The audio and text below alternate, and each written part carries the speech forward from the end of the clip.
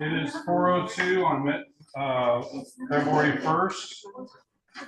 This meeting is being held in person at the HCD Sentinel Meeting Rooms, 310 North Commerce Park Loop. It's also going to be held virtually. Then item number 1 is a statement. Call to order. The Commission on Equitable Housing and Development meeting is now commenced.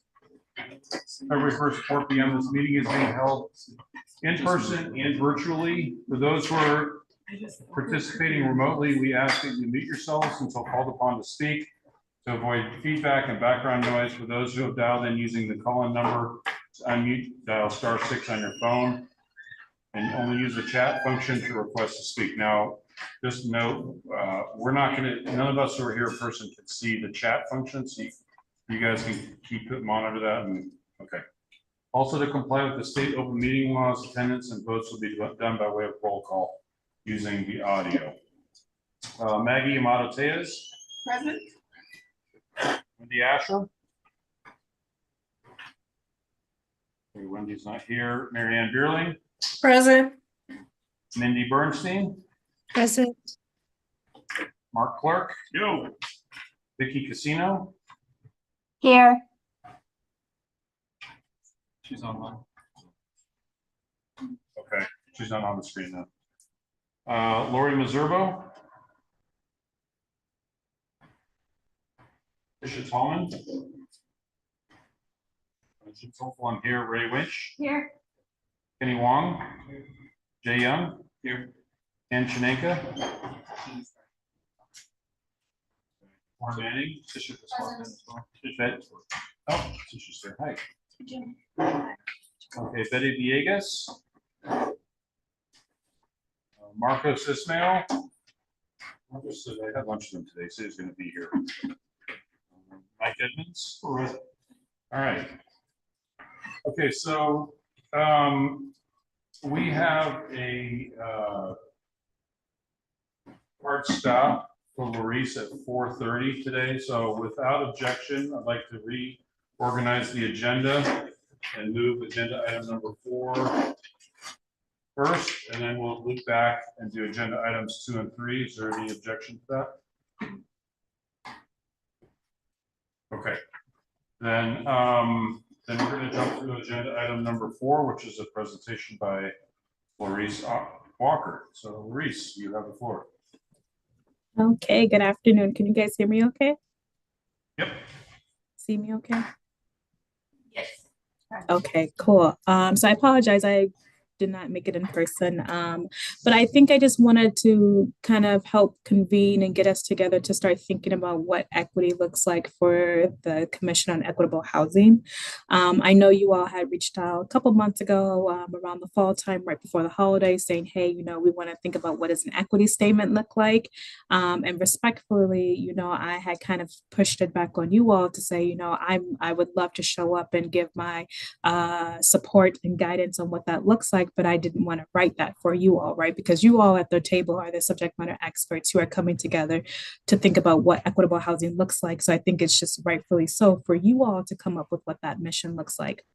So I understand that we only have 30 minutes right now. I also understand that, you know, today is just the start of a much larger conversation, which I'm sure you guys have been having for years as you guys have been convening as a council.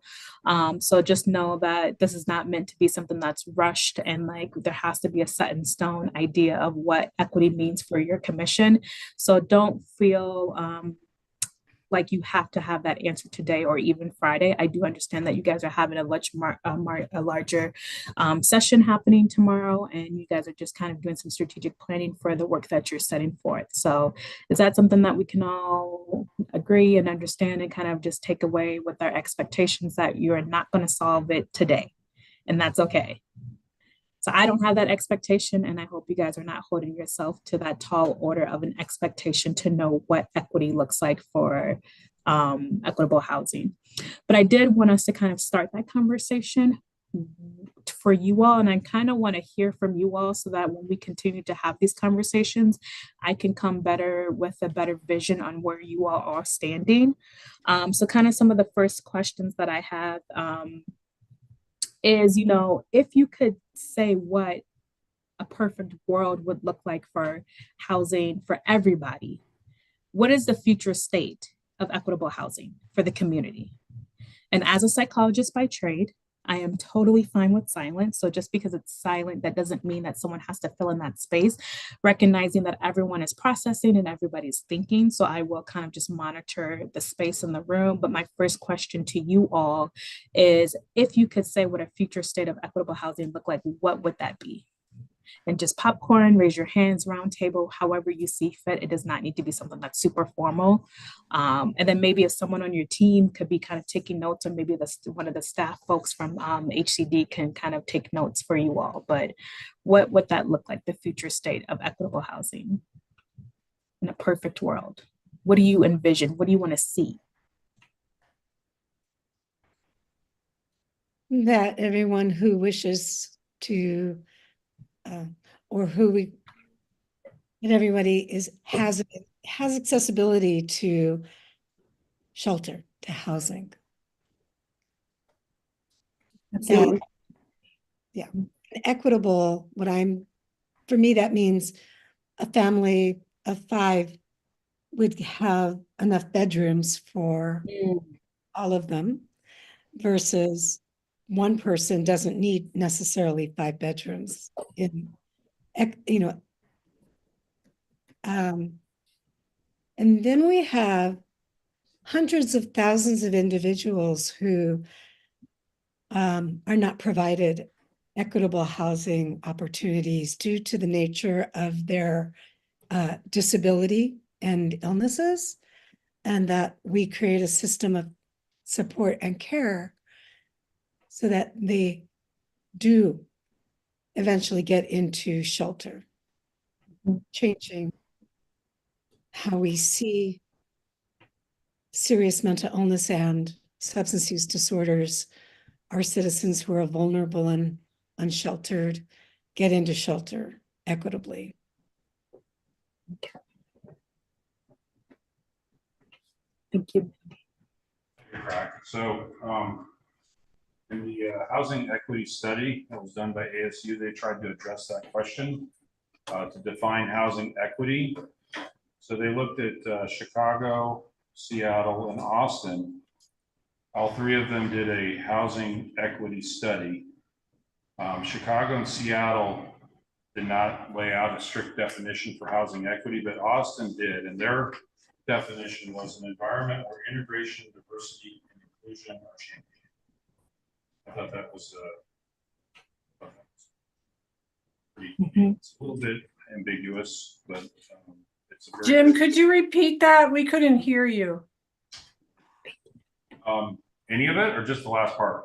Just the last The part of how Austin defined it. So Austin defines housing equity as an environment where integration, diversity, and inclusion are championed. Perfect. And Jim, I'm sorry, I did not read up on that document. I could not open it in my computer.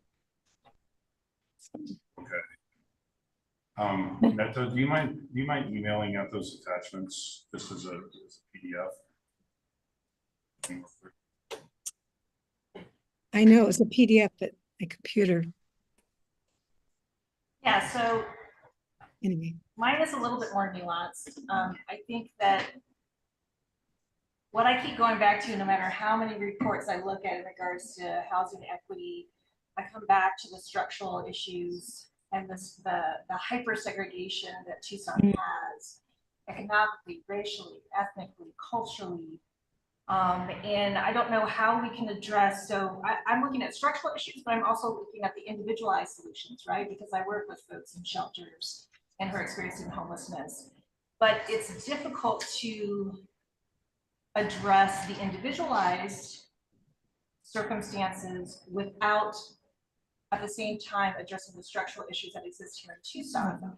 You know, we know that there is a line and a barrier that economically is signified by River Road. We have high opportunity areas and high vulnerability areas. And I don't know how you can address opportunity in an equitable manner without addressing the structural barriers that put in place these high opportunity and high vulnerability areas of the city. So, you know, when I think of what does housing equity look like, you have to address both simultaneously. So it's not just about lack of affordable housing, because it is, but it's also, well, what are the things that are putting in place the continuous cycle of lack of affordable housing? I spoke with someone today, and one of the things that's startling to me that I looked at recently is that we were an affordable community at one time. 86% affordability in 2012. We're now down to 38.6% in 2023. So, you know, and in the last 3 years, post-COVID years, that has taken a dramatic turn by 35 percentage points. So, you know, all those things that we know were in play in Tucson historically, zoning, redlining, the Mapping Racist Covenants project, all of that is just providing this ripe opportunity for when affordable housing is no longer existent in the stock and the inventory that we're used to, you have these extreme swings into poverty and homelessness. Thank you for uplifting that. Oftentimes, when we talk about housing equity, everyone, the first thing they say is affordable housing. But we have to come to this realization that there is a huge gap and disconnect between what is actually affordable housing. Because we're doing oftentimes, and I'm going to use Minneapolis as an example because I can speak to it because I worked and did that work. The mayor talked about it so much and we built housing for that, but it was never affordable because these new developments that folks were putting out, people who really needed the resources to live there didn't have the financial means to do that. Mm-hmm. So the disconnect was the development, and oftentimes people are looking at what is my return on investment of this housing property, right? That is so crucial. Yes, sorry, go ahead. But I just want to say thank you for acknowledging that. We're chasing two things, right? So there are two things going on simultaneously. One is there's a decrease in affordable housing units, affordable housing stock, right? That's because prices have been driven up. And then we have this other thing going on, which is, you know, what do we need going forward, right? So we've got a deficit, and then we have a losing, we're losing units. So I don't even know how we ever determine like how much stock we actually need, because we're constantly chasing these two things. Mm-hmm. The other thing I would say too, is Allison in the room? I think I see her in the corner. Allison, hey, yes, hi. Did you guys get to see the study that came out of the U of A for the racial covenants project? Because that plays into the historical context of the city's outlines and the where housing and land and plots and who lives where. No. Several of the commission members were, I think kept up to speed with that. I don't know that we had Jason come back and kind of present once the project was done.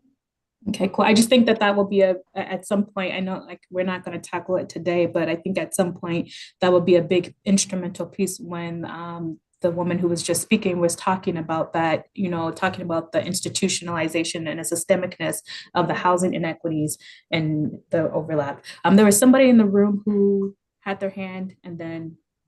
I think when we talk about equitable housing, often use phrases like lack of affordable housing. And I think it's really important to talk about like why that is too. Like it's not just a lack of affordable housing, it's like a high amount of wealth extraction. And if we're not talking about the people who are profiteering off of this and the systems that allow for that kind of profiteering, I think we stay in this cycle. So for me, part of a vision of equitable housing is a lot of decommodification of housing, and at the very least, some control over the amount of wealth that can be extracted from rent, whether that's like pretty significant rent control, or whether that's like massive community land trusts, deed restrictions put on properties around the amount of money that it can be sold for. But for me, I think when the profit motive is there, I don't know that we ever actually get to real equitable housing. Thank you. Go ahead. Yes. Who, me, Marianne? Yes, Marianne. Okay. Hi, everybody. Sorry I couldn't make it. in person. For me, I think equitable housing is housing that allows people to live where they can thrive the way they want to. So there's a lot of choice in it. But to touch on a couple things, in the study that we looked at says there is no evidence that Tucson experienced redlining, and it did. Which is right at the beginning of the history and demographics of the study. I know when I worked at Primavera, we sued what became First Interstate Bank for redlining, and we won. So I think there's a little bit more history to delve into with regards to what created some of these boundaries that people are living in. Because, you know, I believe lenders were partly responsible for this. And I also think this housing is just one piece of this whole equity discussion. And so we, as a commission, aren't going to be able to tackle, you know, everything else. And you mentioned, Larice, you know, return on investment. Well, we've been forced to have to look at it like that because government funding has now turned into debt instead of, you know, a deed that makes us be affordable for 30 years. You know, it's debt. Now we're having to pay debt on properties that are supposed to be affordable, where we're keeping the rents low and hoping not to have to charge utilities so that poor people don't have to make a decision on paying utilities or rent, because if they don't have their lights on, they can be evicted. So I think this whole debt situation that affordable housing projects are put into, that has one of the things that we should be looking at, along with the lack of affordable housing, but also that in affordable housing or in market rate housing, the way that they were allowed to increase rents was unethical, and it caused a lot of issues in this town and elsewhere in the country. And you know, I found out that a lot of these market rate properties use the Yardi system, and Yardi is behind a lot of these rent increases because it doesn't take into consideration in its formula that everybody uses what's going on in the economy. So we as property managers or owners who are working with Yardi, we can address that in terms of you know, market rates using Yardi and increasing the rent. So, you know, the rent increases, the lack of affordable housing, and the fact that projects who are skinny in their budgets anyway have to worry about debt. Those are issues that I think are problems in terms of the affordability and equity side of things. Thank you. Absolutely.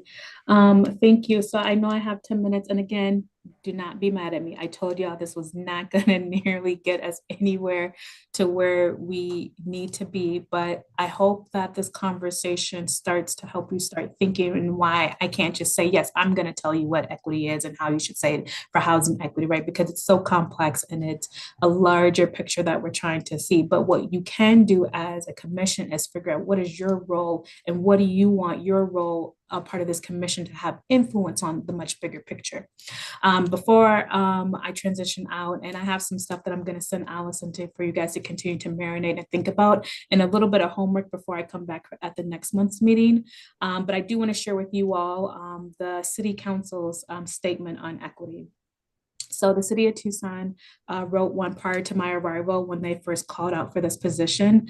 It states that within the city of Tucson, equity means that our policies, our policy-making processes, our delivery of services, and distribution of resources account for the different histories, challenges, and needs of the people we serve.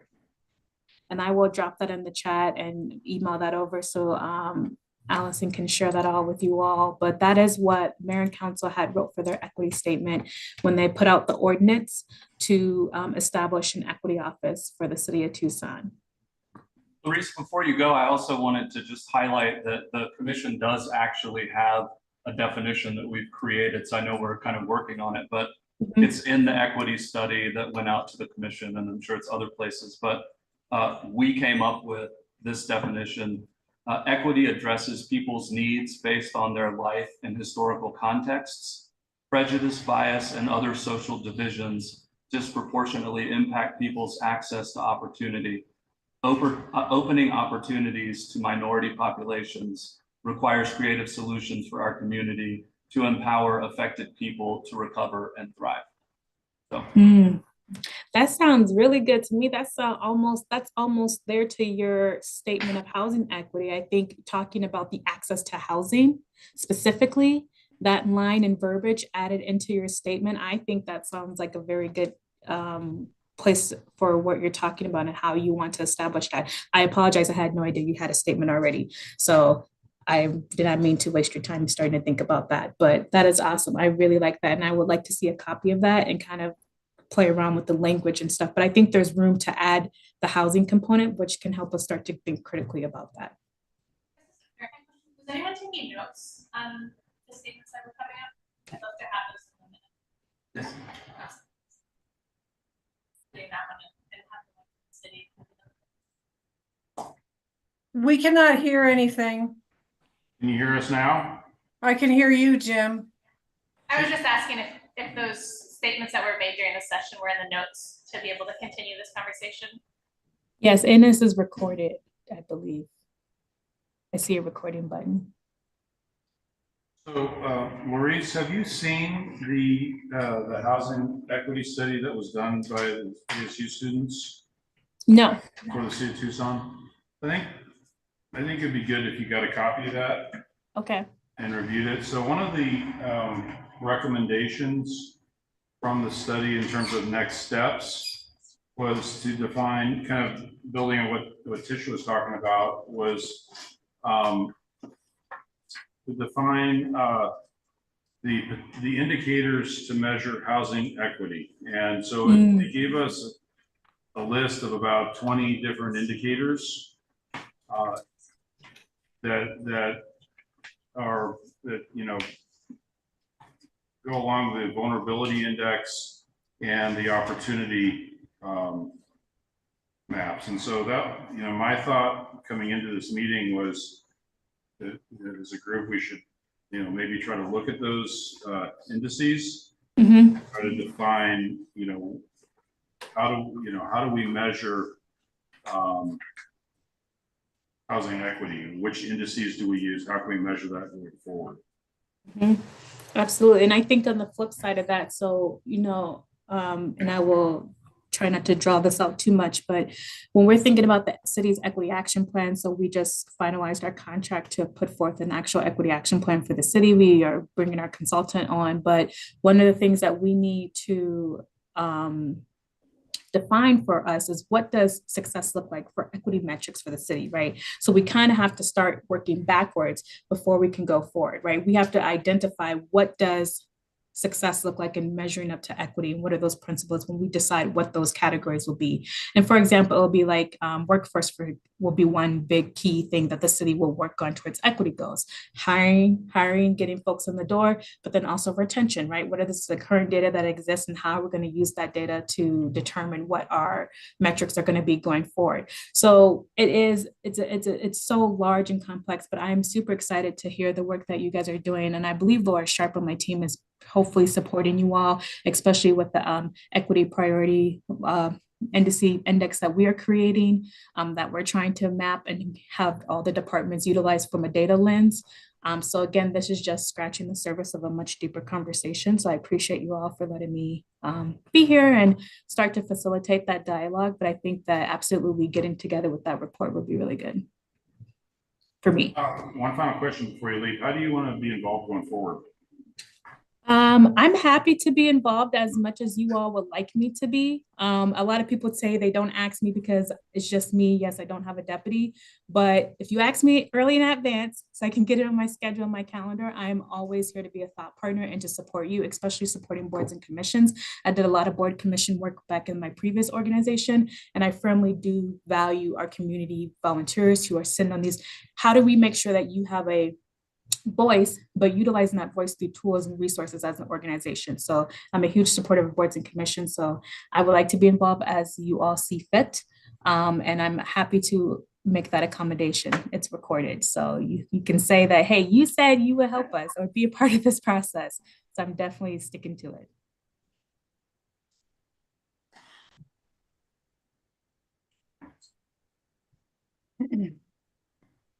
Okay, So, thank you Jim- very much. Jim, I have a question.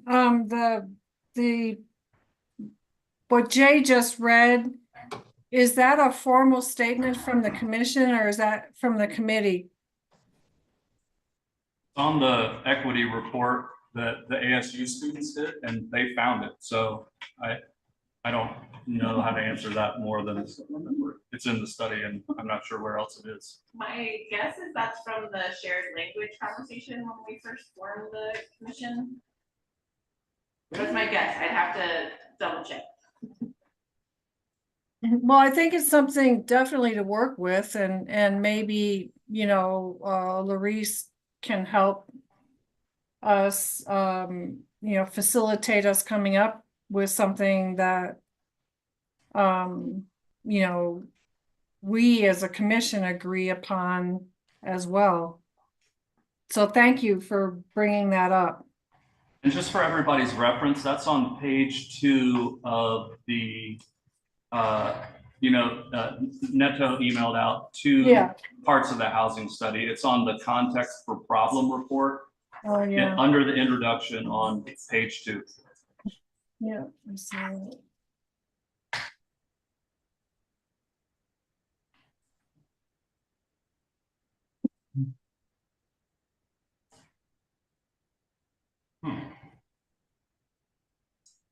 I just found it. It's on the C8 page.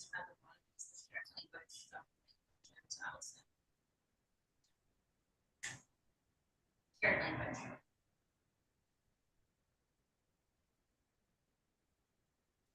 I'm not seeing that on page 2, so We'll make sure, so I think right with the Larice, sending out kind of the homework that she talked about, we can send out just like a catalog of our current equity resources and like where we stand. So yeah, we'll get that email out to make sure that you know kind of where all of these things are. Also, I think the equity studies are on the CEHD webpage. We've brought them to the committee before, so if you can't open them through your email, just go to our page and scroll down through the meetings and I'm sure you'll find them.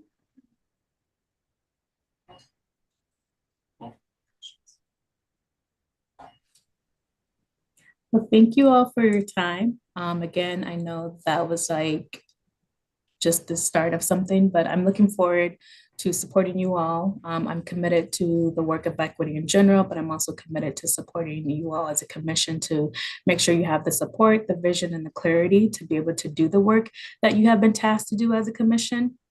And I hope that the work that's coming out of the equity office could be a place of support as well, especially with that large equity action plan. And I'm more than happy to continue to be keep you guys briefed on that work too. I believe in trust and transparency with the community and also internal stakeholders as well as external stakeholders. So if you guys have questions about what we're doing, don't hesitate to give me a call, text, or shoot me an email, but we're more than happy to continue to keep you informed about our progress at the city.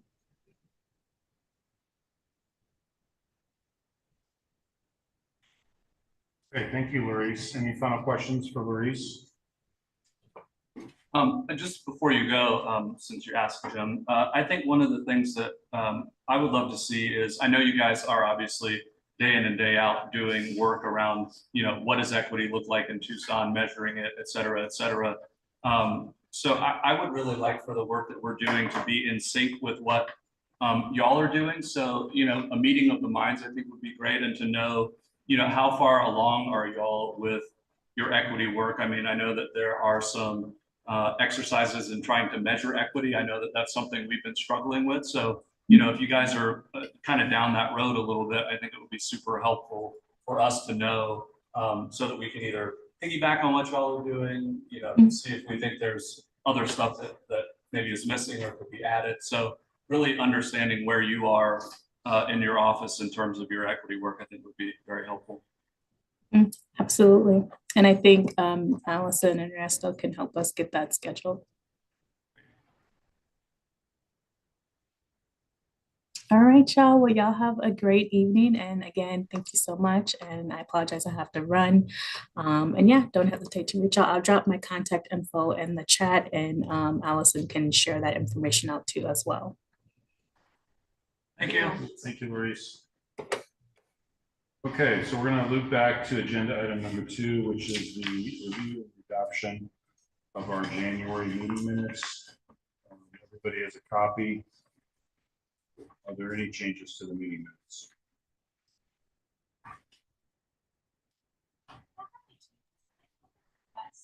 Not for this one in general, but sometimes I think just the discussion held, no actions taken. I know we have these meetings recorded, but when we go back, I'd love like a little more detail in there. Yeah, like I know how other people feel about that. So if someone didn't go to the meeting and they're not going to read the 2 hours or listen to the 2 hours, if they go back and we want to quickly look at like, oh, what were we talking about the definition of equity? I'd love a little more detail in the notes. Possible. Thanks.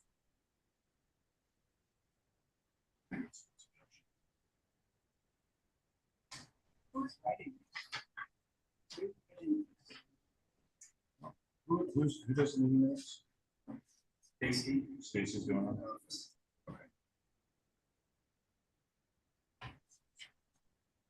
Okay. Any other suggested changes? Okay, without objection, the minutes are passed. Agenda item number 3 is a call to audience. This is a time when any member of the public may address the Commission on Equitable Housing and Development. Due to time constraints, the total time allocated for this is 15 minutes. Individuals are allowed up to 3 minutes each. Due to open meeting law, Commission members cannot discuss topics that are not on the agenda. Items brought up by the public may be considered as an agenda item for future meetings. Is there anybody online or here? Nobody online. Nobody online. There's 13 people. Nobody wants to speak.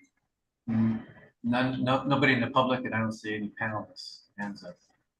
From the public, nobody from the public. Okay.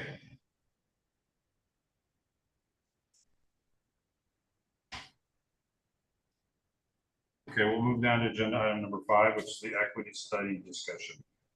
So everybody received a copy again. Was anybody not able to get these? I could not. You could not? Are those the documents available through OneDrive? I could not. They were sent, there's a link in the bottom. Yeah, and then it asked like you have to put your email in or Yeah. something, and then I never got the code. That's the first time I've had problems with that service. Yeah, I actually had problems too with it, so I just used the ones that I have. I apologize, but as Jay said, they are on our webpage. Mindy, I just sent you a copy. Let's see. Okay, I'll double check. So Find I read these again, and there's some interesting takeaways. I think basically what we wanted to do was to circle back. There was a lot of students that spent a lot of time on this, and we really haven't given it our fair share of attention. So my thought was let's talk about what the findings are. If there's anything that we can take away and use here at Tucson. And I'd like to give everybody the opportunity to speak before I share my thoughts. So I still haven't received and my printer is broken. I'm trying to get that fixed. I haven't received that, Jim, the articles, and I wanted just to bring up again that I received the documents yesterday and, oh, here, just got it. It's a frustrating thing for me to receive important information that we are going to be discussing as a committee, it's a commission, a day or two before the actual event where that content will be just voice. So done with that. Now you know how I feel about it. Okay. Mary Ann? I agree. I got these late and it took me a really long time and having to get my IT guy to help open this up so I could have access to it. I read a lot of the context for the problem and I have a lot of questions, but I didn't get to the other one. So I'm wondering if we could table this so that everybody can read through it and people can finish reading through it. There's a lot here, and to do it justice like you want, I think we should all be able to have some time with it. I wonder if it could be an iterative process where we've discussed today, but I think the conversation of equity is something that will be really ongoing too, for kids to at least have some conversation. I know I think we have tabled this one before. Yeah, I think these documents have been available since December of 22.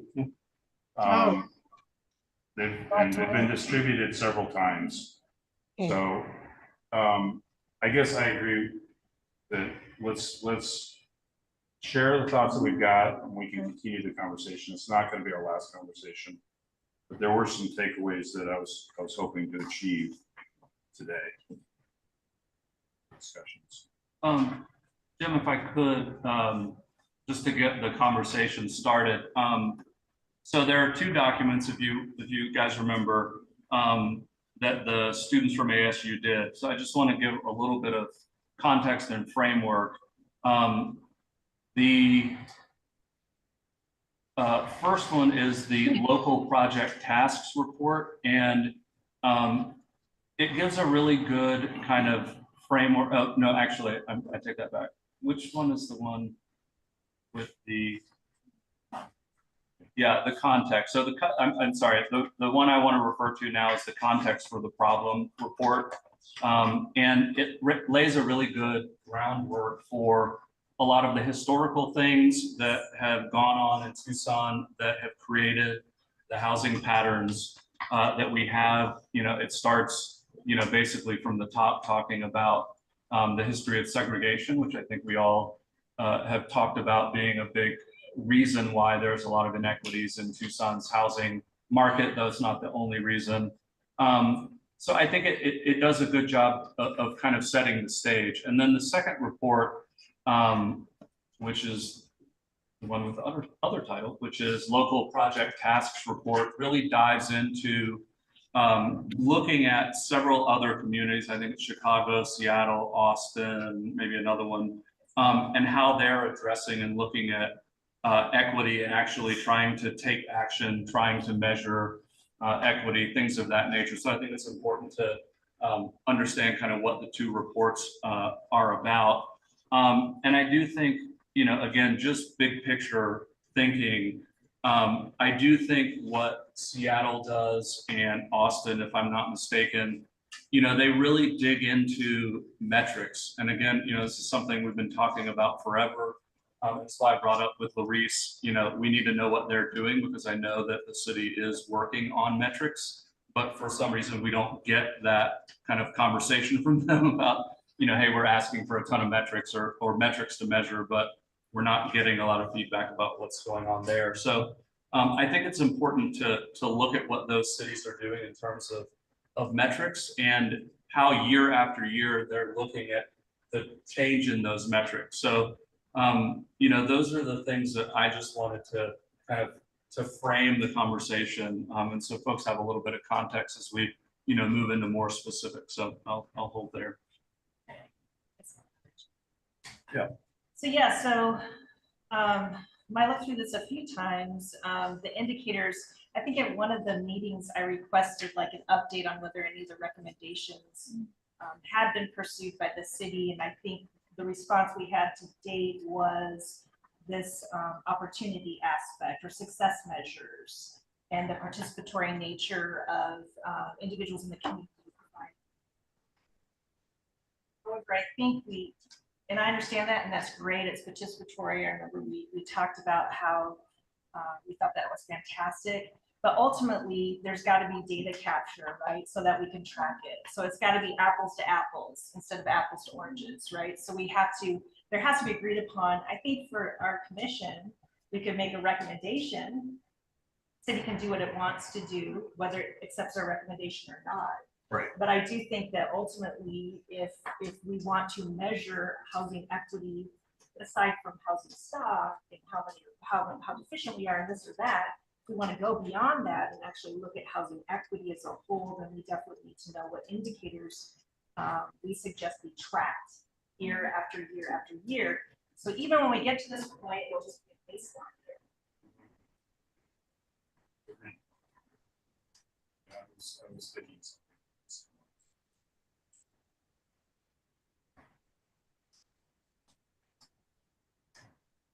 A couple things, I guess, that I learned I thought were interesting. Starting with the context. So on page 6, the poverty levels. It surprised me the disparity in wages. So the highest concentration of people living in poverty exists in the southern portion of Ward 3, which is kind of the whole Thrive in the 05 area, and the westernmost area in Ward 6, with 50% of the residents living below the poverty line. So I was a little bit surprised by that. There's the other kind of in line with what you were talking about before, which is the vulnerability index. So page 9 has a map of the vulnerability index that shows which portions of town are our most vulnerable populations. I think that's, if we want to make recommendations about where we should be focusing the concentration of housing going forward, I think that's a very important map, along with the map on page 11, which addresses the transportation disadvantage. They call it transportation disadvantage score, but it's basically what they said was that 11.9% of Tucson households do not possess a car. They rely on public transportation, and you can see kind of the areas of town that have the poorest transportation, and it's, I guess, not surprising that it is somewhat in line with the vulnerability index, page 9. The other thing I thought that was interesting is page 14. They talk about this focus on homelessness and the special populations experiencing homelessness.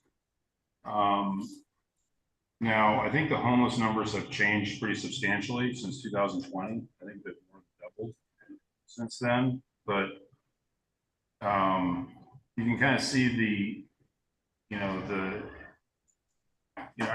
we all have perceptions of what the homeless population is made up of, and I thought having concrete data like this showing this is actual information on people with serious mental illness, substance abuse disorders, survivors of domestic violence, veterans.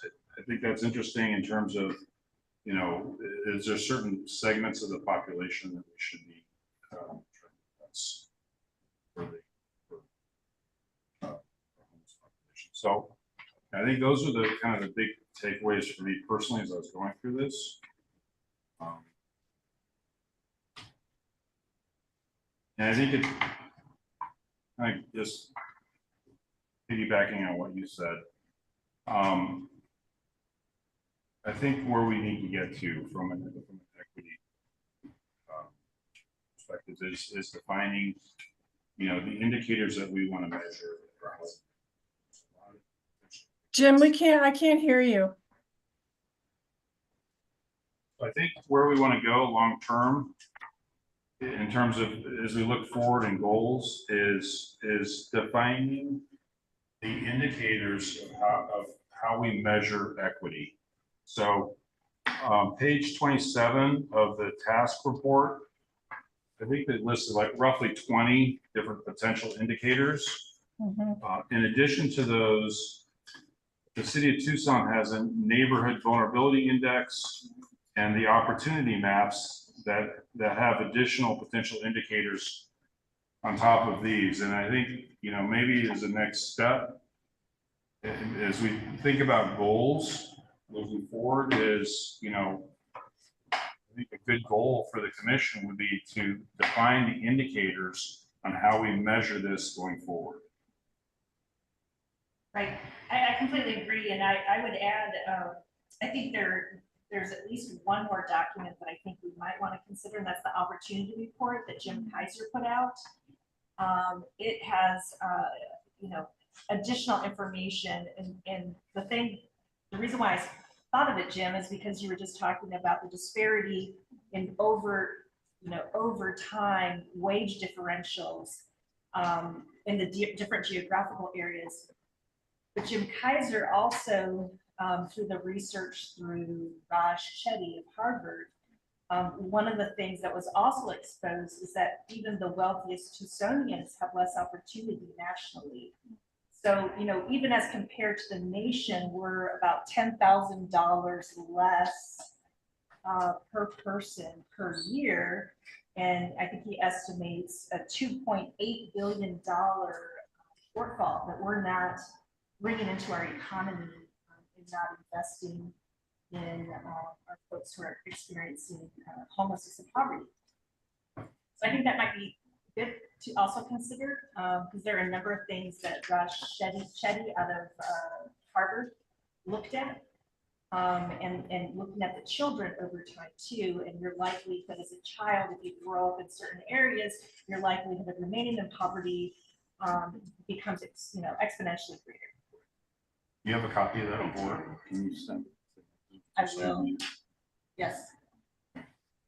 I'm also reminded, we had that nice presentation of the Tucson equity data strategy, and I'm sure many indicators overlap.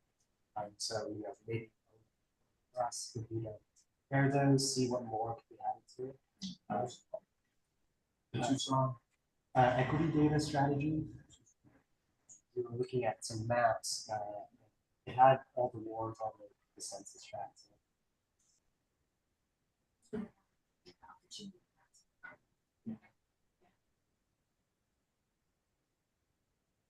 Mary Ann's hand up? Yeah. So I did read this, the problem. I didn't get to the other one yet, but damn, and I'm sorry if this has been with us since 2022. That's embarrassing.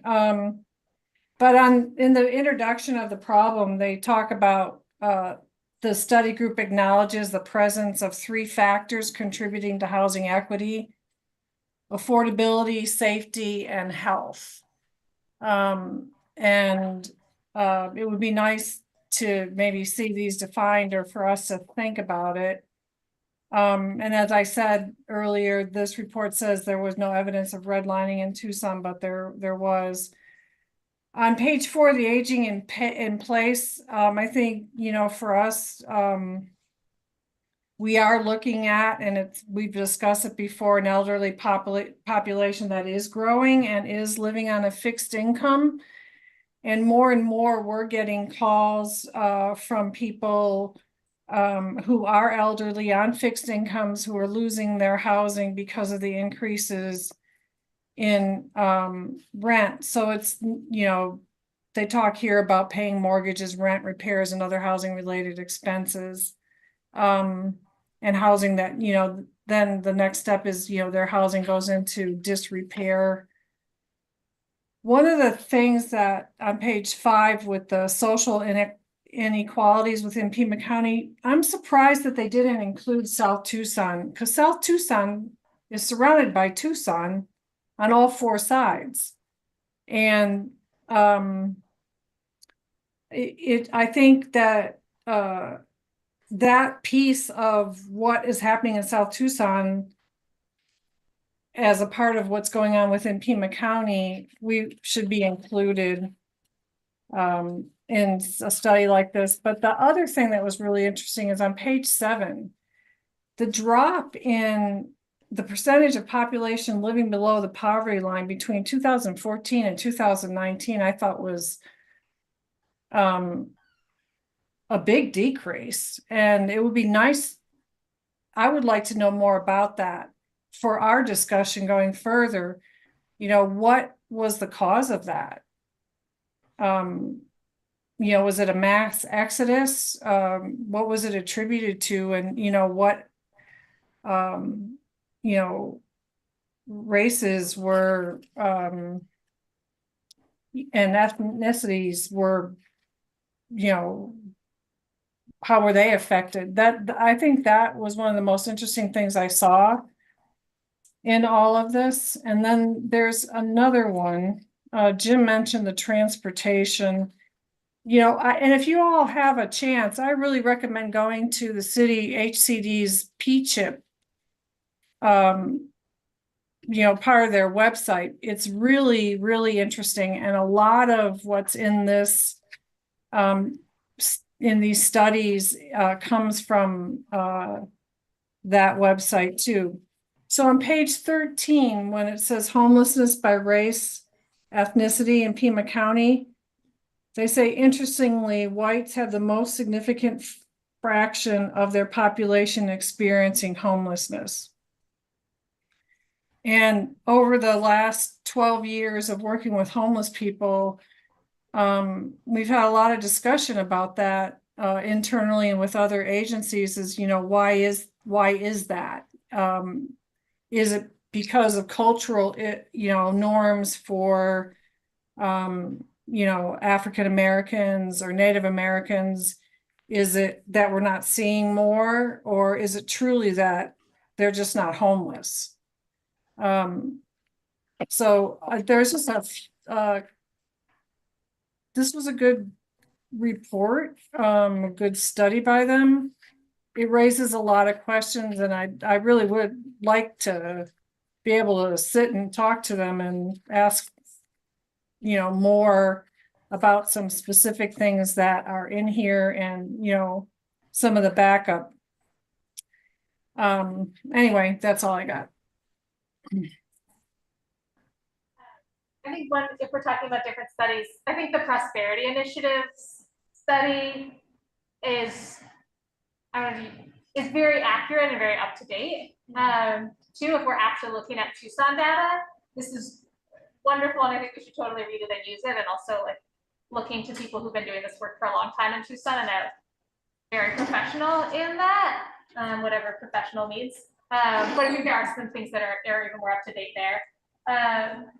In terms of metrics, one metric that I think they don't talk about in this, and I think is actually true in almost everywhere that I see equity measured, is there's no measure of who owns the property and how much wealth is being transferred to property owners. I think it's hard to study that. I think it's hard to find who owns, trying to get a map of it. There's nothing about how many short-term rentals there are. Again, I think that's a deliberate thing. I don't think this is any fault of anyone doing the studies, because that information is not very transparent. But I think that's an important part of the picture. And I think if we're looking at equity, it reminds me of, like, we can talk about being in a drought, or people will talk about, like, oh, a country that's in famine, like the potato famine. They're like, oh, that was a crop failure. No, the Irish were exporting huge amounts of the potatoes or to food to other countries. And I think when we look at, like, where some of the wealth extraction is, like, I think wealth extraction is an important part of the picture when we talk about equity. Yeah, and then one, if we're, yeah, maybe a different conversation about the Prosperity Initiative. I think there are really great suggestions there. that's similar to this, but one thing that I think isn't overall in some of these frameworks is there are a lot of talks about like moving to high opportunity areas. But I think some of that framework too is like based in this idea of like a few people getting out, rather than transforming some of those areas of like, yeah, it's great if some people get out of Cancer Alley, but like Cancer Alleys shouldn't exist. Like some people might be able to get access to some of these resources, but I think really when we talk about equity, that's an important piece of it. It's not about a few people getting more opportunity, but no one being exposed to that harm in the first place. And then I guess my last thing is, I really appreciate here some of the breakdown in, not the one that was comparing the cities, but the one looking at Tucson, of just straight up talking about whose homes were stolen and whose homes were demolished.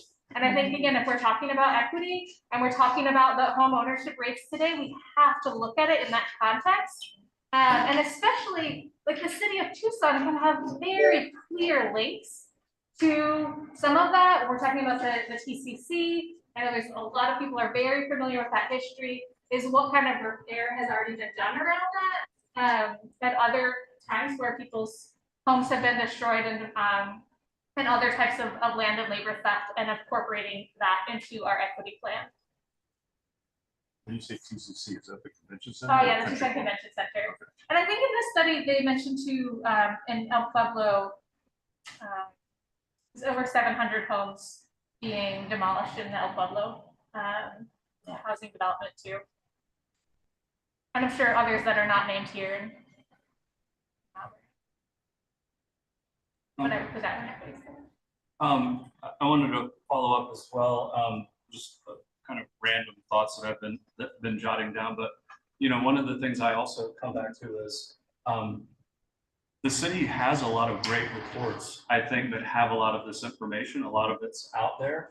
I think part of the issue that I'm having is just stitching it all together to then move forward with it. So, you know, that was kind of the idea behind the request to Larice of like, well, what are y'all doing? You know, what other studies are out there and how do we kind of weave them together so we don't have to recreate the wheel? Because again, I think we kind of know a lot of the information is there. It's not unknown. I don't think we need to uncover lots of new stuff to move forward. The measurement's important. We've already talked about that. And then, you know, again, the idea of measuring or looking at where are the inequities and what do we do about them? Because, you know, when we're talking about segregation and the things that have created our housing patterns, the amount of resources and force of government and private actors that went into creating the housing patterns that we have to understand that nothing, well, not nothing, that's not accurate, but not much has been done, I think, like to your point, to repair the harm that's happened. So we kind of think that, oh, this is just the way things happen. And, you know, if we kind of nibble around the edges, maybe we can do something. But there was a lot of force and, you know, essentially the capacity of the nation to make it happen over a period of time. I think we need to think about the urban versus the suburban as well. I think these reports get to it a little bit, but, you know, again, kind of out of that context of segregation and how the markets were set up to favor whites over essentially everybody else. You know, what about Marana? What about Oro Valley? What about Sarita? We can't talk about Tucson and equity in Tucson without talking about the region as a whole and kind of the role that those communities play, because I think they still, I mean, you know, you look at it now with the state government talking about, you know, taking back some of the control in terms of zoning and whatnot. And you see who doesn't want to have that happen? It's cities and towns, because they don't want to disturb their kind of communities they set up. And, you know, where is that? What's that history from? What's that about? I think we need to be conscious of, you know, looking at the region as a whole. I also think we really need to talk about housing stability. Who's getting evicted? What are the what kind of help is in place for families that are facing eviction? I would argue it's basically nothing. You know, the EELS program was created to help people that were going through the process. But, you know, when we're talking about housing stability and the things that are causing people to move and to get evicted, there are concrete things that we can do. Again, there are examples from around the country. So really looking at housing stability and what does it mean to change structures and create policies that are actually pro people and pro keeping people in place, because, you know, I think if you look at the system now, it's about landlords and it's about making it as easy as possible for landlords to evict people. That's the reason that, you know, evictions are so high. Gentrification, you know, the study goes into gentrification. One of the main things we're supposed to be doing is addressing gentrification. I believe it's Austin that has, you know, basically a system where they're looking at using data, you know, where are the vulnerable places, what phases of gentrification are in place, and then, you know, there are policies again that can be put in place to address gentrification. And I say all of this thinking about what we're getting ready to do tomorrow, which is our strategic planning. So taking all of this information, what is it that we can do as a commission to, you know, operationalize this and actually start making some change? To me, that's the thing that I would really love to get to tomorrow is, you know, what can we do and what's the plan to get there? Because obviously this is a hugely heavy lift. I mean, we're talking about decades and decades that have created it, but, you know, where are the kind of leverage points that we have as a commission to actually, you know, suggest some policies or make some changes? So, you know, I'm really trying to think about, you know, how do we take all of this and what we're talking about today, and again, think tomorrow, you know, when we get together tomorrow, you know, where do we want to be at 5:30 tomorrow in terms of, you know, how we're spending our time going forward, and, you know, where do we think that there are actually the points of leverage where we can make a difference? Again, all very challenging, but, you know, I'd love to get to a point where we're, you know, we have a plan and we're going to, you know, really attack a couple of key issues where we can make some change. So just a lot of random stuff. Oh, and I'm so glad you brought up the Prosperity Initiative, because there is that framework that the city and the county have basically passed or agreed to use. And so I think if we can start working within that framework, I think that that will be a big help, because the city and the county have already said, yes, we like it, we want to use it. So definitely a big win for equity, and something that I think we really need to kind of be in alignment with. And depending on what the city like to do in regards to our direction, what we can provide. I do think that the Prosperity Initiative is one that could easily fall through the cracks. And that if you know, we could be a body that assists in providing recommendations based on that initiative. Yeah, I agree with a lot of what's been said. I think for me, I'm seeing like if we can use those indicators to figure out what those are and drive those resources.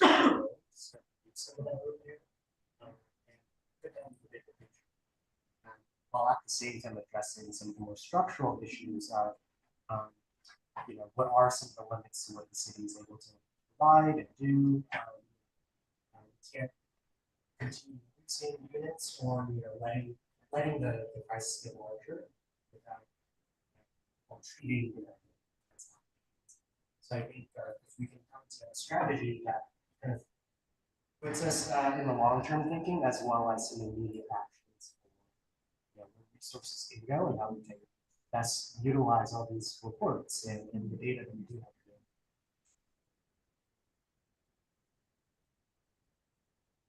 One of the recommendations, one of the solutions that Austin came up with, which I thought was a very creative thing. I wasn't sure if that was going to be something that could be done here, or, and this is directed towards you. But so Austin is trying to encourage high density development in the downtown corridor. So they enacted a program which encourages developers to achieve that goal by allowing them greater building heights and densities in exchange for providing community benefits in the form of affordable housing. So developers who seek the benefit from the bonus must use at least 50% of the bonus area provided on site to provide on-site affordable housing, or pay a development bonus fee into the Affordable Housing Trust Fund for the city. I thought that was a pretty creative solution. I know we've been talking about, you know, kind of looking at some of our zoning codes specifically for building heights, setbacks, density. And something more enacted along these lines that might be a potential solution to help fund the housing trust fund for the state. Which when we met with the mayor was one of her questions is, okay, where does the money come from? And I appreciate that that example is from Austin, given they have the same.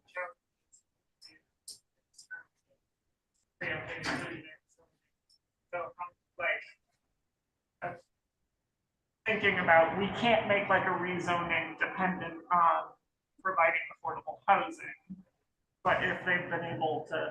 Yeah, if there's a density bonus, Exactly. potentially it would work. So, yeah, I mean, that's something I think we're looking at right now, Jim, is those zoning changes along corridors and especially transit corridors to allow higher density development, really geared towards mixed use housing, and with some additional incentives for affordable housing.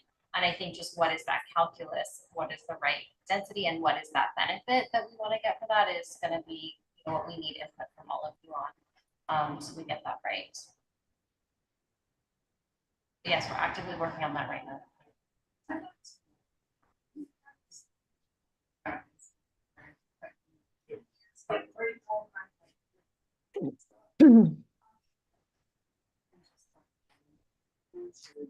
And what you just did, Courtney, what are the obstacles to getting these things done?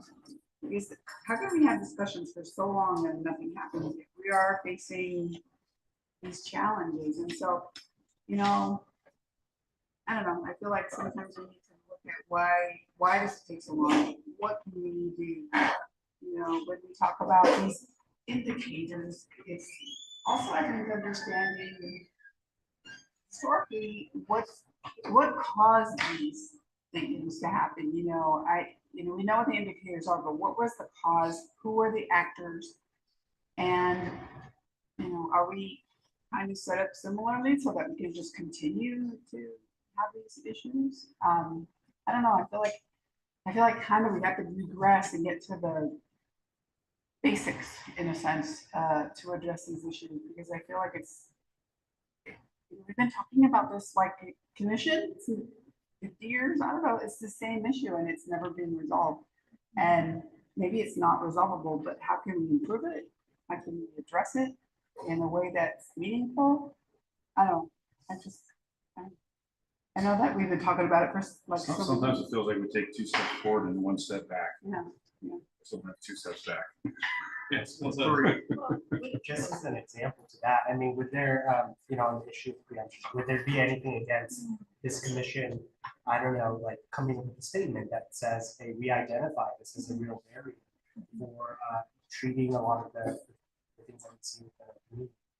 Would that be beyond us? Would we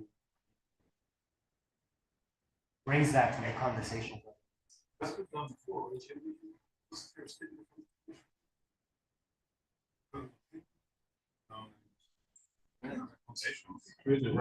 We've done recommendations. I think looking forward, that's kind of, you know, one of the reasons this was put forth was commission was put forth was to advise mayor and council on things that could be done, levers that could be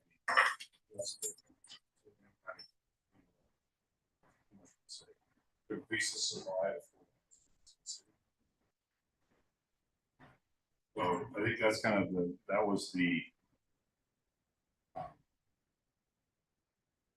was how we came up with a lot of the recommendations we did. We looked at the HAST plan, at the different, you know, things that have been done. So we think these are going to have the most impact.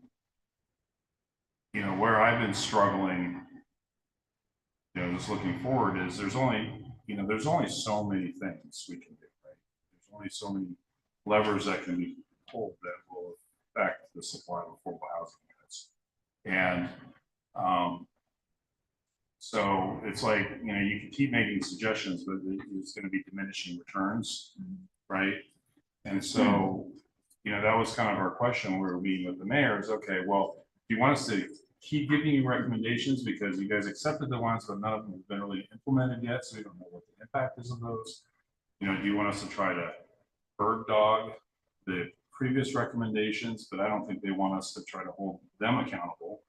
That's not the reason that we're here. So, you know, we're in a kind of a strange spot right now as a commission because we have provided recommendations. You know, I think everybody in the city is trying to figure out how to implement them, what can we implement. So, you know, as we think about this retreat tomorrow. Maybe also talking about what's keeping them from implementing. Yeah. You know, but that's like being totally honest about why. I mean, it's really easy to say, oh, just throw some money at it. And I don't really think that that's a long-term solution to this. I think it's, what are those challenges, obstacles? What is keeping us from being able to? We're kind of getting into the next agenda, but so I guess you want to restate your question? Yeah, just like, you know, I mean, I agree with that, I recognize, you know, where the timing of where we're at. But I like the comment because it kind of forces us to look further ahead too. So, and, you know, I mean, I'm sure, I hope other communities would find, you know, come out and support, or, you know, also come to agreement that maybe some of these things really are in the way. I've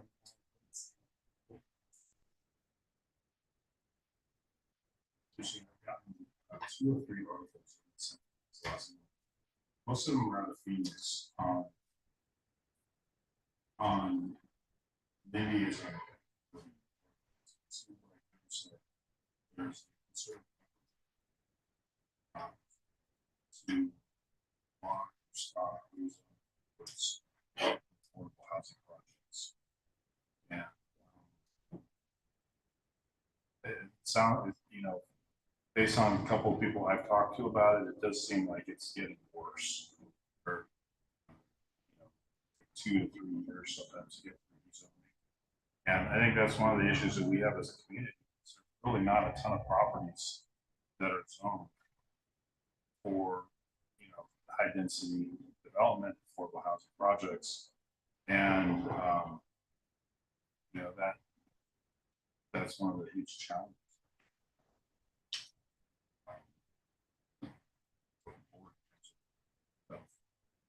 You know, how we increase the stock. Yeah, Mindy has. Oh, go ahead, Mindy. Thank you.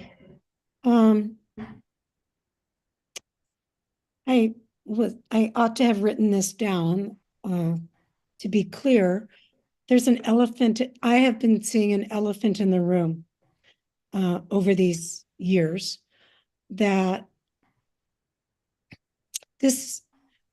our issue of on how people who cannot afford housing and have lost their housing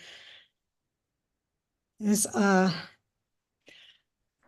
national global crisis, where I know in the United States, big financial corporations have bought up many of the single family residences and multiple family apartment complexes, and have raised rent to a place where the market will bear.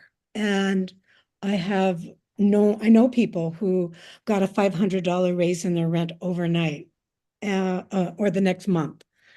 But the other issue is beyond the scope of the city of Tucson, that we as a nation need to have a fundamental shift on who has, and the haves and the have-nots, that we are clinging to an outdated political system that enabling and allowing so many hundreds and thousands of people to be living in poverty, where so many people are living so far above that poverty line. And I think if we can, that's where that shift needs to happen. in order for everyone to have equity. That's what I believe. And I would love to be proven wrong about that.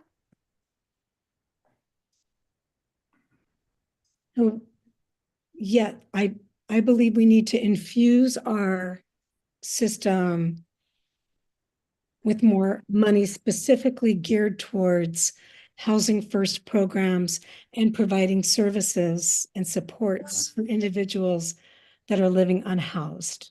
We have, as a society, tolerated people living without housing. And I find that abhorrent. So I'll probably talk a little bit more about this tomorrow. I would like some reality checks about the way that I'm thinking about things. And thank you for listening. Thank you, Mindy. So just to circle back, this agenda,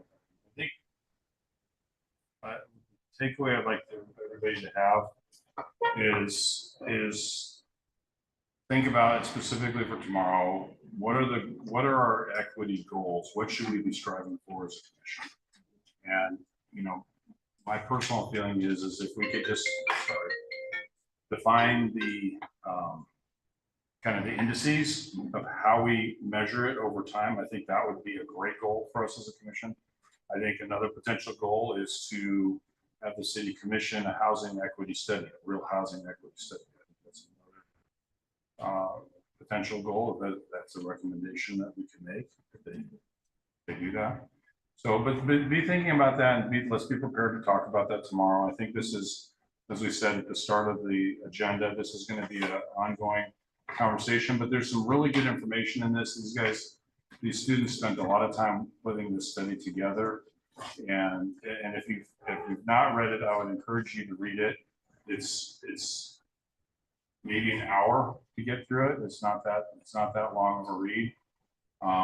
And if we can get some of these other materials out, I think that all that stuff would help as well, because it is getting the information in this is a little dated now. So, okay, any final comments before we move to the next agenda item? Okay, agenda item number 6 is the pre-retreat update. So, Can I jump in? Yes. First of all, Commissioner, it's so good to see you in the flesh. Oh my God. Oh my goodness gracious. And the commissioners online, we hope to see you tomorrow at the retreat. We do look differently, don't we? So yes, the retreat is on tomorrow. Reminders. One, you should have received from the consultants the agenda for tomorrow. The room will be available to us at 12 noon. Meeting starts at 12:30. We'd like to have you here at 12 noon because we have some fabulous pizza and salad. If that doesn't meet your high culinary standards, please bring a sack lunch. And we'll have some leftover treats as well.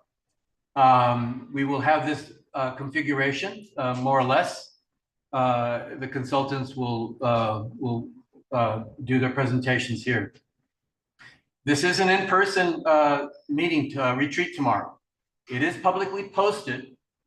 If someone does come in, they will be welcome to sit in, but we're not encouraging or inviting people to participate in the retreat. If a commissioner cannot be here, we do have a webinar available for them, but we would prefer that we all be here in person. Vanessa, am I missing anything? The mayor will be here and she will talk with the commission, and she will spend some time answering questions and conversing. She's here at the beginning now, right? Because she was going to be showing up, I think, at 1 or 2. She's here at the beginning. Mm-hmm.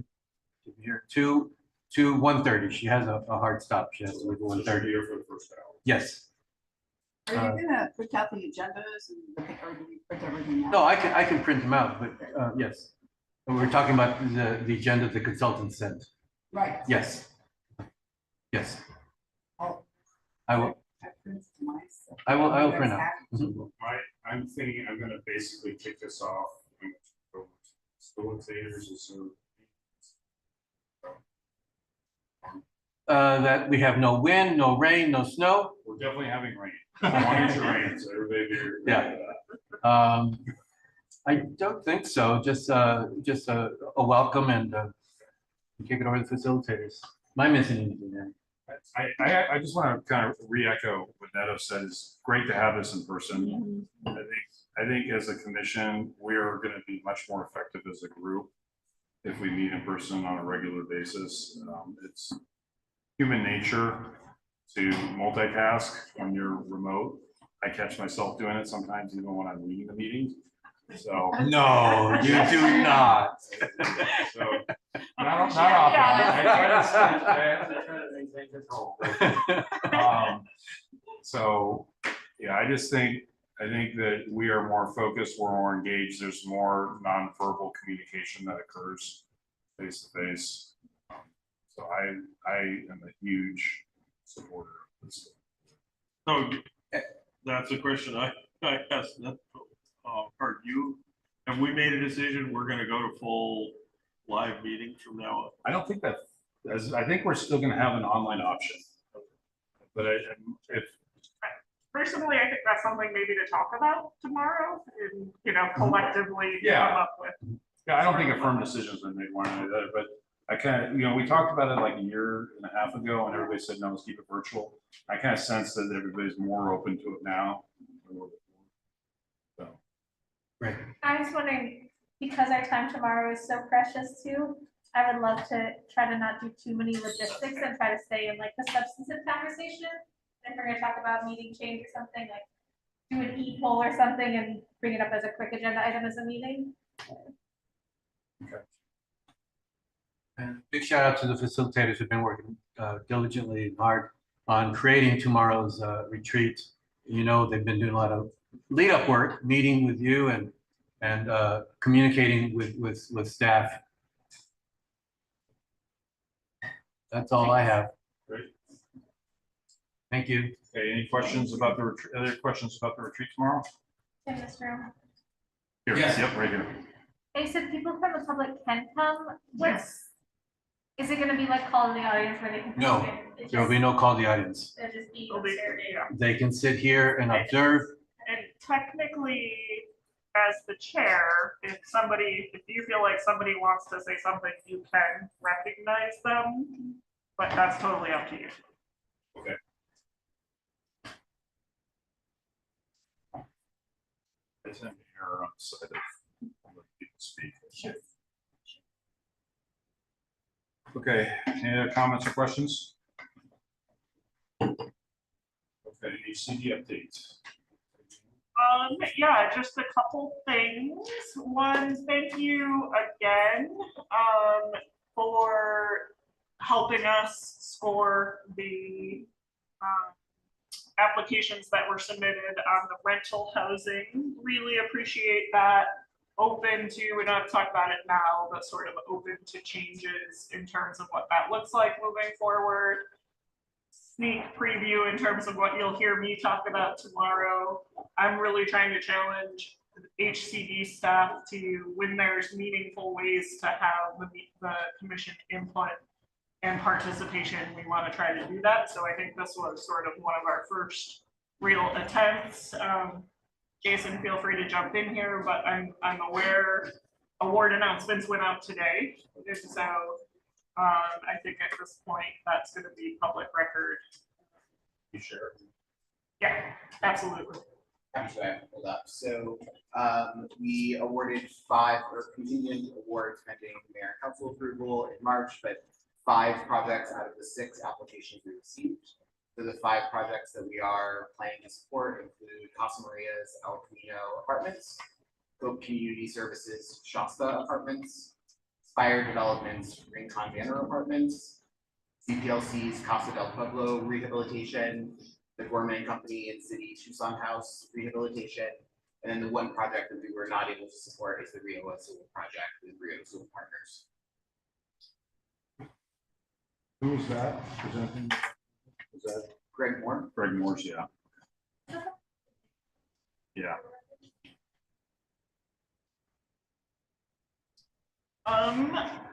So the second item, I just want to give Allison a moment if, I do believe, and relating to two things, I know at one of the last commission meetings, we mentioned the poverty and urban stress report.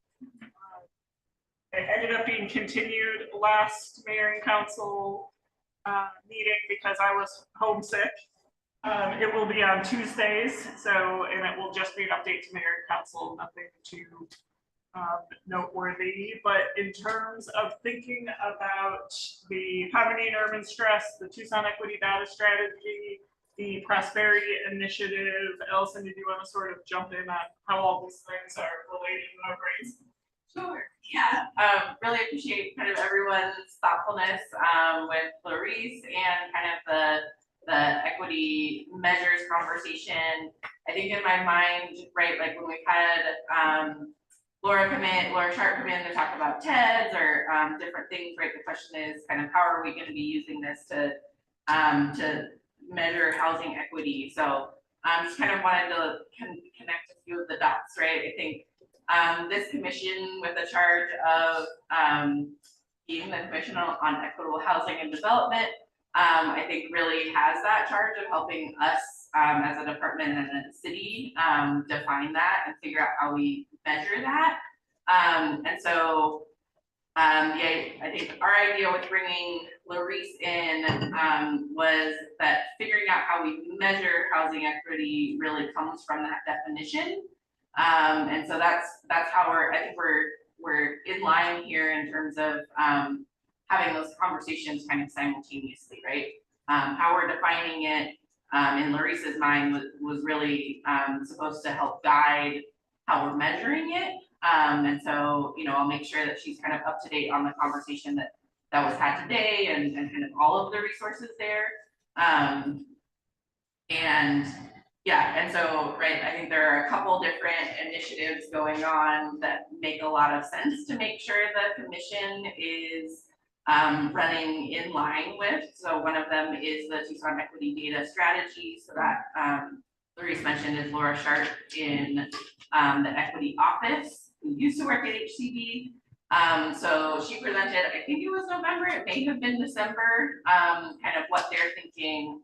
And right, she's really been focused on this overall equity priority index because the city has been using so many different indices, so vulnerability index, a tree equity score, kind of all these different things, and using that as a tool to kind of measure where we're putting priority for investments as a city overall.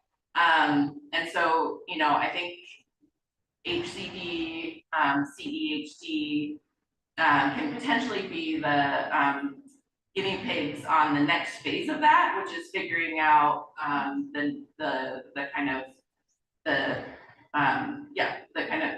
next way that we want to use it, which is how do we kind of define metrics and track equity as it relates to our specific issue. So right, there'll be an overall equity index. But the kind of next step is helping identify some of those metrics for each of our kind of target areas. And want to piggyback off of Allison and say, Jay, you mentioned Austin using that in terms of looking for areas of gentrification displacement. Like to me, that could be a natural, we use the equity data strategy and then build in what is more relevant to those metrics. And then, right, several people also mentioned the prosperity initiative. So I think since we last met, that was adopted by mayor and council. And so the city HCD is working with the county on kind of identifying implementation strategy for that moving forward. And one of the biggest components is identifying metrics to track over time. So all of these sort of related metrics and equity measures, you know, I want to make sure that we're kind of incorporating all of those things into what's being talked about.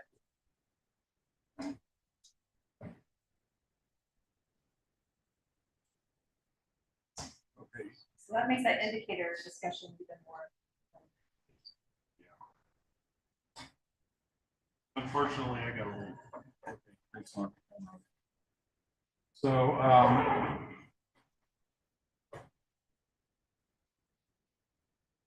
yeah, there's a question. I mean, when I asked her what she wants her involvement to be going forward, back on my mind, I was wondering if she should be an ex officio member. Commission feels about that.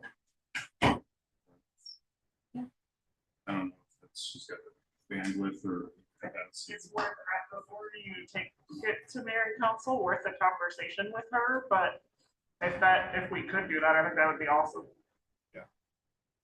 Or somebody from her staff, even if it's not her, somebody from the equity office. Does she have stuff? I She got the does. impression she didn't have. No, she has a couple.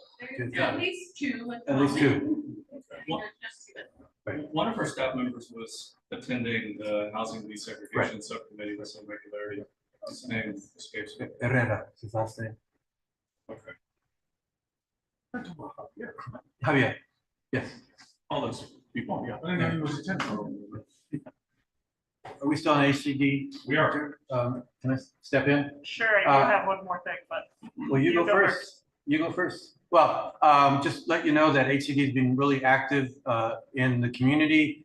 Last night, we had a robust discussion with residents in the Amphi neighborhood regarding our proposal to put in a resource center at the old fire station 8 on Keene Road.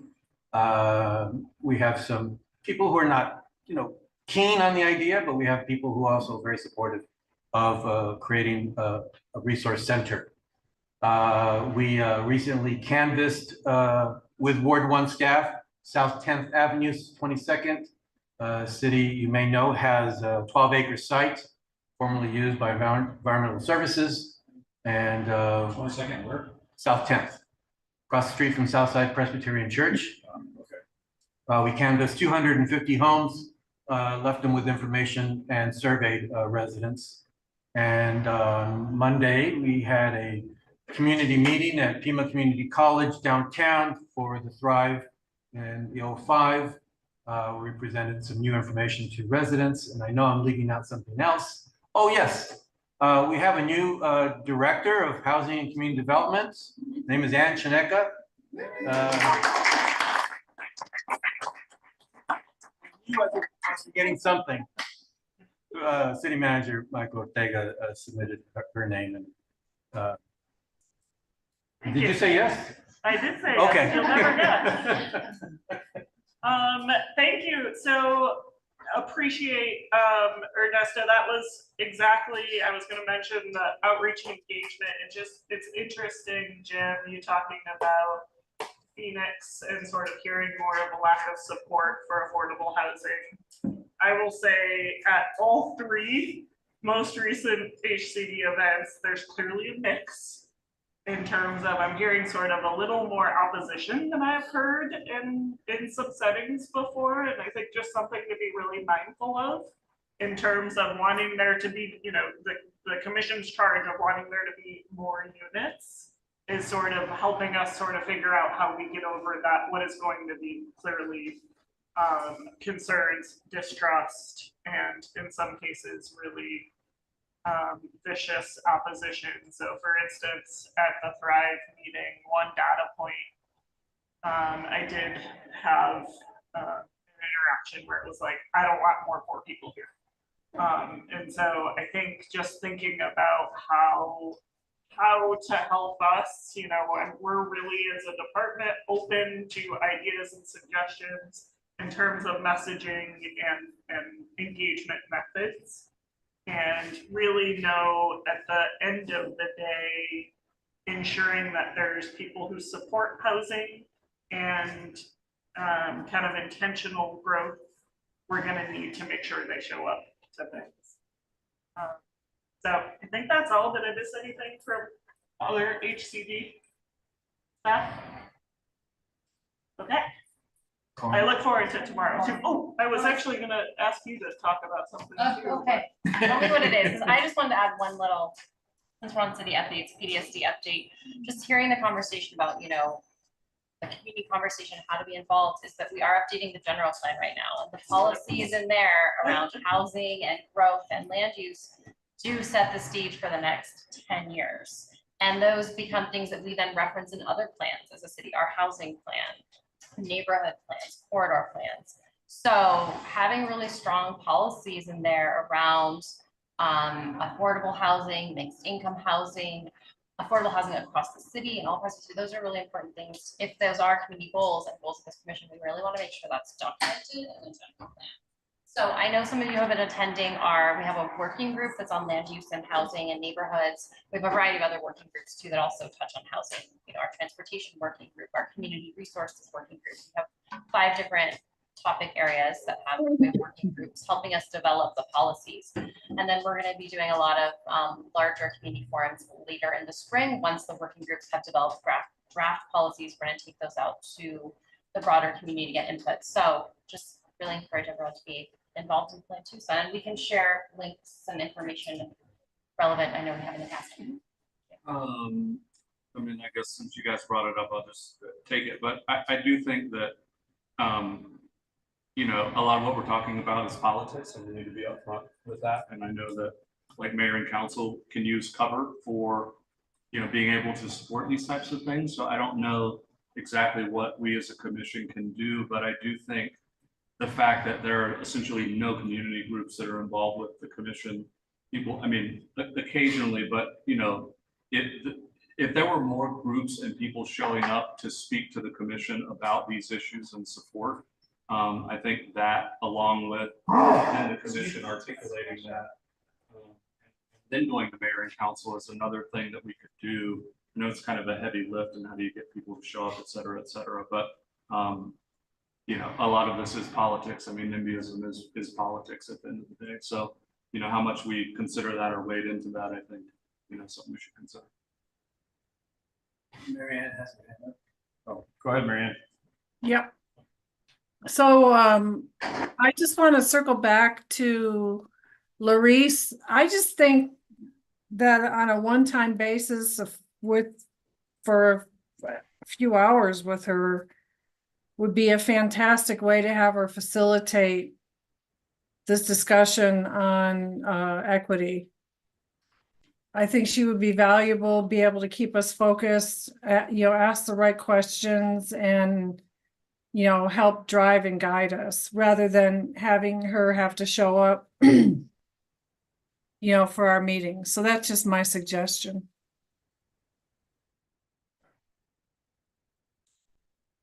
Any other comments or questions for HCD? One other, just, I really appreciate the suggestion that the commission kind of help HCD in the city regarding the prosperity initiative and sort of ensuring that there's progression on those different activities. So big fan of that suggestion.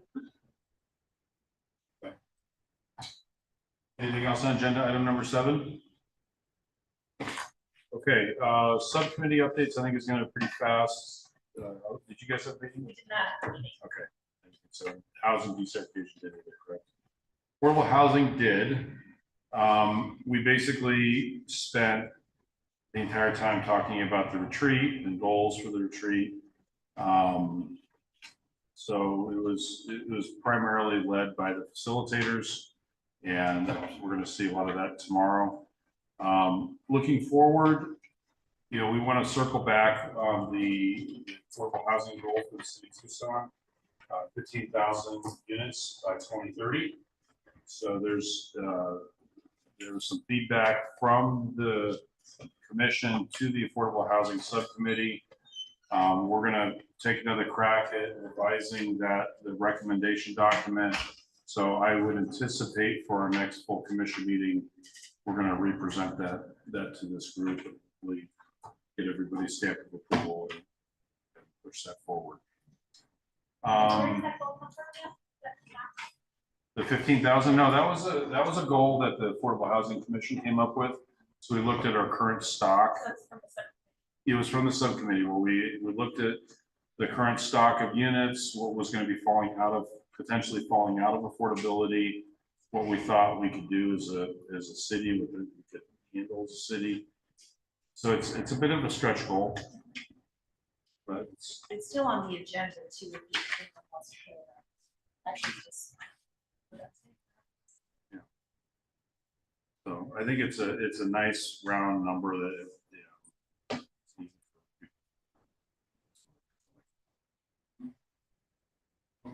Subcommittees, and the idea that you want.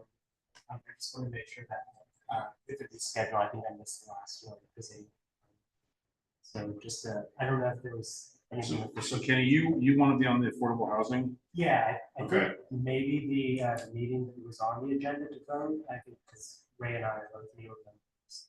I don't know if we ever got to that. So Ray, did you decide which, you were attending multiple, I don't know that I heard which one you were. Excited? The desegregation one is gonna start up again. Alright. If you're coming, we're starting up. It seems like we really need people on that. Okay, so you're good with that? Good So with that. Neto, can you update the roster of those two assignments? Can I make a suggestion that we spend a little bit of time on that during the retreat? About who's in which subcommittee? Well, and whether we're going to have all the subcommittees, given the fact that we were never given the one.